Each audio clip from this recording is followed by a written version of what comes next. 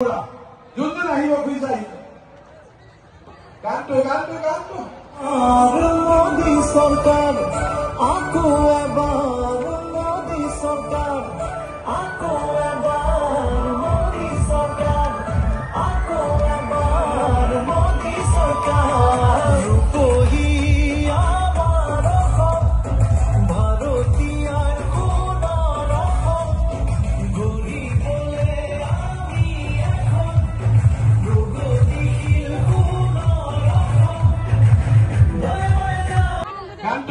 গানটো মোদী চৰকাৰ আকৌ এবাৰ মোদী চৰকাৰ আকৌ এবাৰ মোদী চৰকাৰ আকৌ এবাৰ মোদী চৰকাৰ ৰূপহী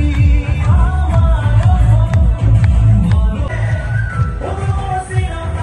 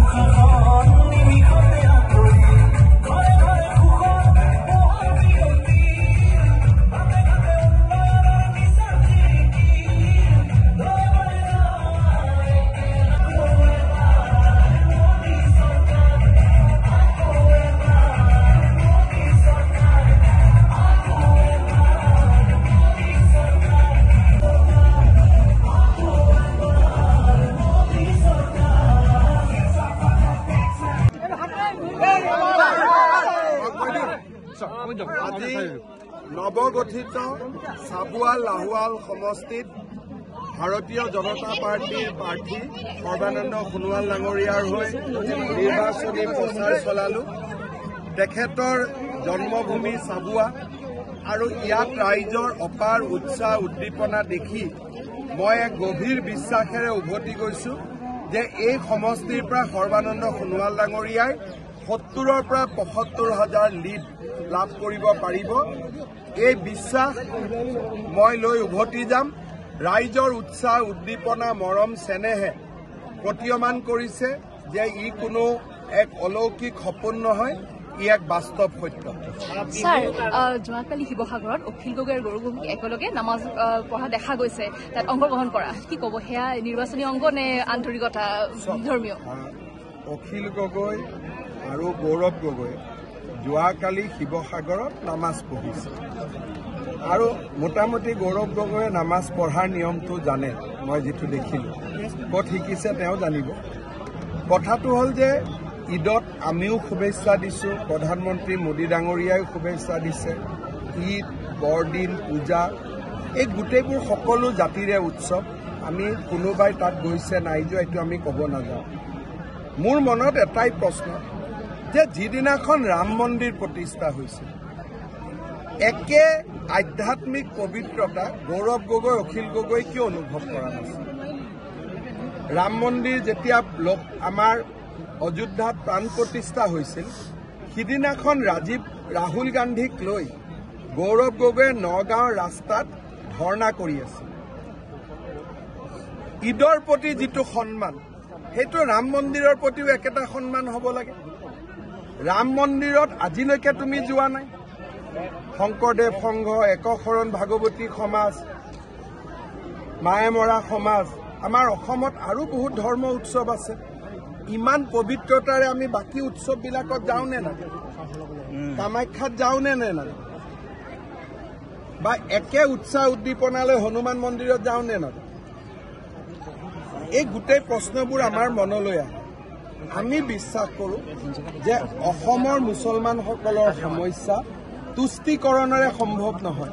তেওঁলোকে চৰকাৰী চাকৰি পাব লাগিব, পঢ়া শুনা কৰিব লাগিব, সমাজত আগুৱাই যাব লাগিব। কাৰোবাৰ লগত নামাজ আদা কৰি কিন্তু দুখীয়াজনৰ ঘৰ নবনাওঁ, দুখীয়াজনক চৰকাৰী চাকৰি নিদিওঁ, বাল্য বিবাহৰ বিৰুদ্ধে মাত নামাতোঁ, সি কেতিয়াও এটা জাতি বা সম্প্ৰদায়ক ভাল পোৱা নুবুজায়।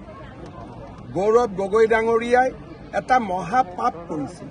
যেতিয়া ৰাম মন্দিৰৰ প্ৰাণ প্ৰতিষ্ঠা হোৱাৰ সময়ত তেওঁ নগাঁৱৰ ৰাজপথত ৰাহুল গান্ধীক তেল মাৰিবৰ কাৰণে যিটো ধৰ্ণা ধৰ্মঘট কৰিলে, সেই দৃশ্য আজিও মোৰ মনত আছে। এফালে নামাজ, এফালে ৰাম মন্দিৰ প্ৰতিষ্ঠা হোৱাৰ দিনাখন আন্দোলন। ভূপেন বৰাই যেতিয়া কৃষ্ণক লাভ জেহাদী বুলি কৈছিল, যে কৃষ্ণ এগৰাকী লাভ জেহাদী আছিলে, সেই সময়ত গৌৰৱ গগৈ ক'ত গৈছিল?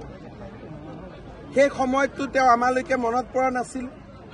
অসমৰ সমগ্ৰ সমাজখনে কৃষ্ণক বিশ্বাস কৰে।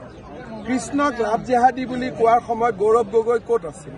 অখিল গগৈ ক'ত আছিল? গতিকে এই ব্যক্তিসকলে তুষ্টিকৰণৰ ৰাজনীতি কৰিব খোজে। কাকো ভাল নাপায়, না হিন্দুক ভাল পায়, না মুছলমানক ভাল পায়, না খ্ৰীষ্টিয়ানক ভাল পায়। তুষ্টিকৰণৰ ৰাজনীতি হৈছে তেওঁলোকৰ সৰ্বস্ব। আৰু গৌৰৱ গগৈটো তুষ্টিকৰণৰ তেওঁ তুংগত। এজন হিন্দু মানুহ, ৰাম মন্দিৰ প্ৰতিষ্ঠা হৈছে, ঘৰত মন্দিৰত সিদিনাখন একো নকলেও প্ৰাণ প্ৰতিষ্ঠাৰ মহোৎসৱ সকলো মানুহে চাইছে। গৈ পেলাই কি কৰিছে? নগাঁৱত ৰাহুল গান্ধীক তেল মাৰিবৰ বাবে আন্দোলন কৰি আছে। কালি নামাজ পঢ়িছে। হিন্দু সমাজৰ মনত প্ৰশ্ন হৈছে যে আমি তেওঁৰ আপোন নহয় নেকি? ৰাম ভক্ত, কৃষ্ণ ভক্তসকলৰ মনত প্ৰশ্ন হৈছে যে কৃষ্ণক লাভ জেহাদী বুলি কওঁতে তেওঁ কিয় মাত মতা নাছিল? গতিকে এইবিলাক মানুহে না হিন্দুক ভাল পায়, না মুছলমানক ভাল পায়।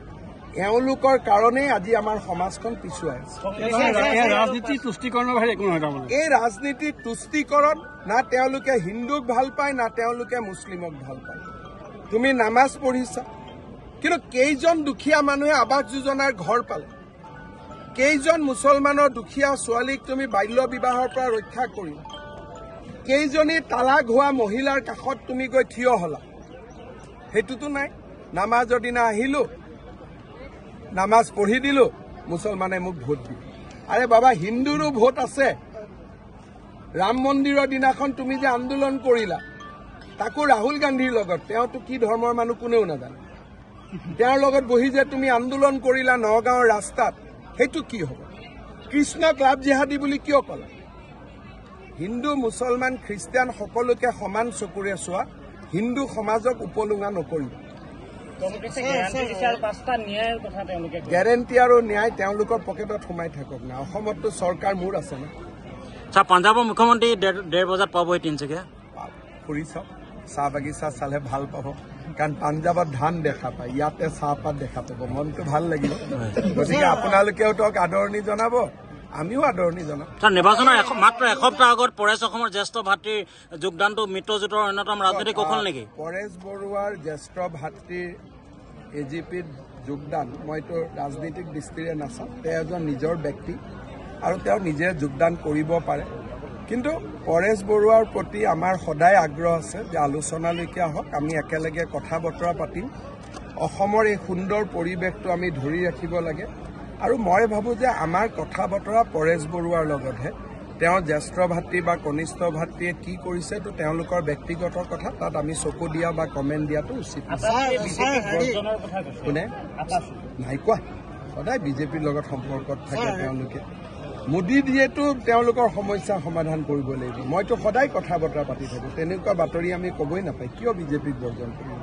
স্যাৰ চাবুৱাত যিখন ক্ৰীড়া বিশ্ববিদ্যালয় প্ৰতিষ্ঠা হয় ইতিমধ্যে আধাৰিলা হৈছে এইখন আমি পূৰ্ণাংগ ৰূপত মানে মাটি বাৰীৰ এটা ডাঙৰ সমস্যা আছিল এতিয়া লেণ্ড একুইজিশ্যনৰ পইচা আহিলে মাটি বাৰীটো হৈ যোৱাৰ লগে লগে মই জঁপিয়াই পৰিম কিন্তু মানুহৰ পৰা জোৰ কৰি মাটি লোৱাটো টান কথা আছিল এতিয়া মাটি বাৰীৰ হৈ গ'ল প্ৰায় 30 কোটি টকা দিয়া হ'ল আৰু 20 কোটি টকা আমাৰ লগত আছে 56 ক্ৰ'ৰ্ছৰ কাম আৰম্ভ হ'ল গতিকে মই ভাবো এতিয়া পূৰ্ণতা পাই যাব আৰু মই নিজেও আহিম চাম সৰ্বানন্দ সোণোৱাল গৃহ সমষ্টি বিনাকটা পঞ্চায়তৰ কালি 15 জনে যোগদান কৰিছে লুৰিণজ্যোতি এটা কথা কওঁ মোৰ গাঁওখনতো মোৰ ৱাৰ্ডটোতো আধা মানুহে মোক ভোট নিদিয়ে সেইটোৰ লগত কি একো ফেক্টৰ নহয় এইটো মই ফেক্টৰ বুলি নকওঁ তেওঁলোকৰ চিন্তাধাৰাক আমি সন্মান কৰো কিন্তু এটাই যে লুৰিণজ্যোতি গগৈৰ জাহাজখন অৱস্থাত আছে গতিকে জয়নে যদি কৰিব লাগে চলিত জাহাজত যোগদান কৰিব লাগে কংগ্ৰেছৰ কোলাত উঠা জাহাজত যোগদান কৰি কি লাভ আছে এখনতো ডুবিলেই